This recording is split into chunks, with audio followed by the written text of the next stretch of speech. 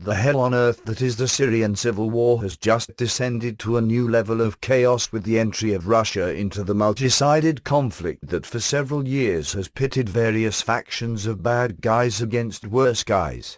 As of this writing, Russian ships have begun attacking Syrian targets with brand new Kalibr-NK cruise missiles in support of an aggressive bombing campaign already underway for several days. As this is being written, 26 of the missiles, which have a range of over 900 miles, have been fired thus far, and all have struck within a few feet of their intended targets, an impressive show of technological prowess for the Russian military.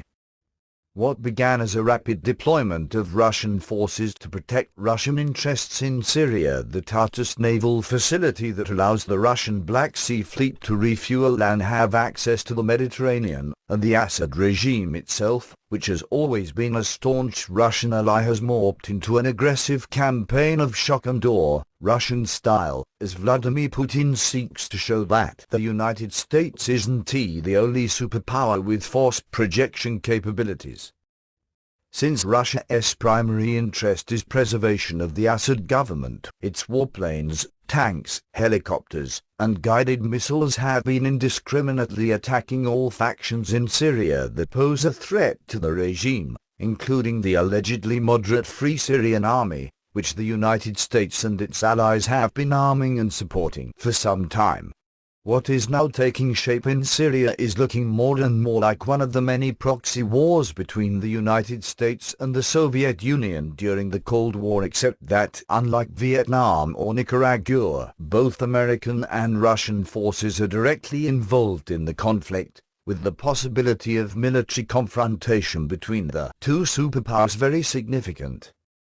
What started as a nasty civil war in a small country on the other side of the world has now become the potential spark for a major international war. The applause line being bruited by Republican presidential candidates and conservative commentators is that the Obama administration, by confining itself to half measures in the Syrian intervention, has given Putin's Russia the opportunity to dictate terms in Syria and humiliate the United States. We should have gone into Syria more forcefully, goes the argument, with no-fly zones and all-out bombing of Syrian government forces to compel Assad to step down, like Libya's Gaddafi. While there can be no doubt that President Obama has bungled the Syrian crisis, the proper course should have been not to get involved in the first place. And if that is true of Barack Obama's comparatively limited actions in Syria, it is just as true for the entire misbegotten Middle Eastern adventure initiated in Iraq by Obama's presidential predecessor, George W. Bush. The ISIS militants now spreading terror and mayhem across the region were built up by former members of Saddam Hussein's military, the military that the United States government disbanded upon conquering Iraq and driving Saddam Hussein from power. The new Shiite Iraqi government that the United States brought to power gave ISIS a Sunni group its original raison d'etre, and vast troves of American military hardware seized by ISIS from Iraq's poorly trained new military have given ISIS formidable military strength. More than a year of bombing by the United States and its allies have made scarcely a dent in ISIS. Indeed, the group has seized the regional capital of Ramadi and large amounts of Syrian territory, including the historic city of Palmyra, in the months since the United States commenced bombing. The rump Iraqi military has made no progress retaking Ramadi, and has virtually no prospect of ever reclaiming Mosul, Iraq's second-largest city. Into this maelstrom have stepped the opportunistic Russians. Their overarching interest is to keep the Assad regime in power at all cost. Without the ability to refuel at Tartus, the Russian Black Sea Fleet would have very limited reach in the Mediterranean.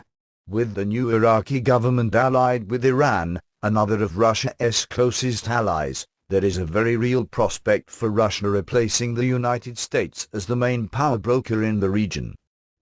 But none of this would have a significant impact on the United States had we not made the fateful decision a quarter-century ago under the first President Bush to initiate a policy of interventionism and occupation using as a pretext Iraq's invasion of Kuwait.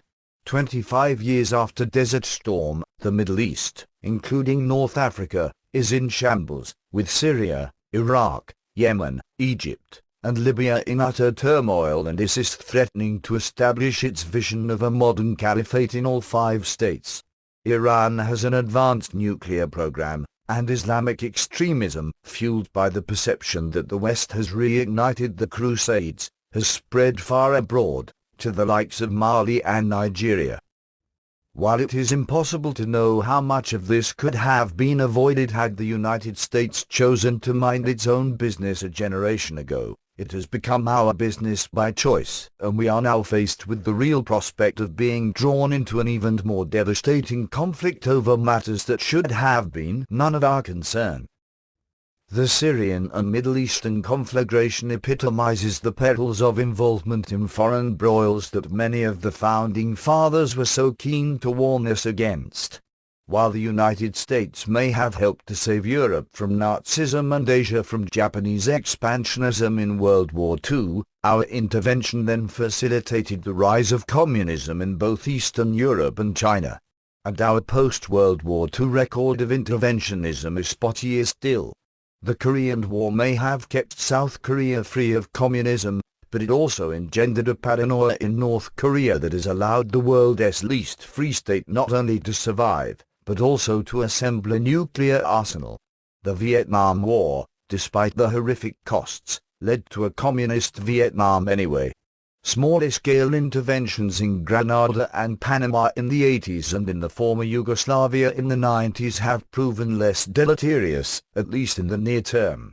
But no sane observer could possibly characterize 25 years of constant U.S. militarism in the Middle East ostensibly to spread democracy to the likes of Iraq, Libya, Egypt, and Syria as anything but a total disaster. As John Quincy Adams famously warned almost 2 centuries ago, America goes not abroad in search of monsters to destroy. She is the well-wisher to the freedom and independence of all. She is the champion and vindicator only of her own. She well knows that by once enlisting under other banners than her own, were they even the banners of foreign independence, she would involve herself, beyond the power of extrication, in all the wars of interest and intrigue, of individual avarice, envy, and ambition, which assume the colors and usurp the standard of freedom. The fundamental maxims of her policy would insensibly change from liberty to force. The frontlet upon her brows would no longer beam with the ineffable splendor of freedom and independence, but in its stead would soon be substituted an imperial diadem, flashing in false and tarnished luster the murky radiance of dominion and power. She might become the dictatress of the world, she would be no longer the ruler of her own spirit. Would that Adam's warning had been heeded!